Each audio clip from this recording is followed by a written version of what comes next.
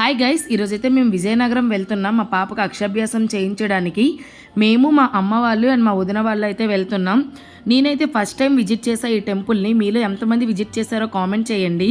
ఈ టెంపుల్ అయితే చాలా అంటే చాలా బాగుంది. అండ్ ఇక్కడ ఒక శివాలయం ఉంది. అక్కడ 12 జ్యోతిర్లింగాలు ఉన్నాయి.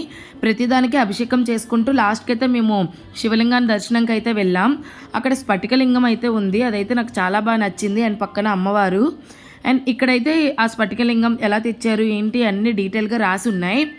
వాటి శివలింగాల కోసం కూడా ఇక్కడ మా ఆయన అన్నిటికీ వెనక నుంచి అభిషేకం చేసుకుంటూ వచ్చారు. మేమైతే కొంచెం తొందరగా వెళ్ళిపోయాం. 3 షిఫ్ట్లు ఉంటాయంట ఇక్కడ అక్షరాభ్యాసం చేయించడానికి. మేము 10:30 షిఫ్ట్ అయితే అనుకున్నాం. సో అందుకే ఇంకా అక్కడ దర్శనం అయితే చేసుకున్నాం. అండ్ ఇంకా కొంచెం టైం ఉందంటే మా పాపకి కొంచెం ముందుగానే రెడీ చేసేసాం. రెడీ చేసిన తర్వాత ఇంకా తను పార్క్లోకి వెళ్ళిపోయింది ఆడుకోవడానికి. ఎలా అక్షరాభ్యాసం అయిందో నెక్స్ట్ వీడియోలో పెడతా. Bye bye.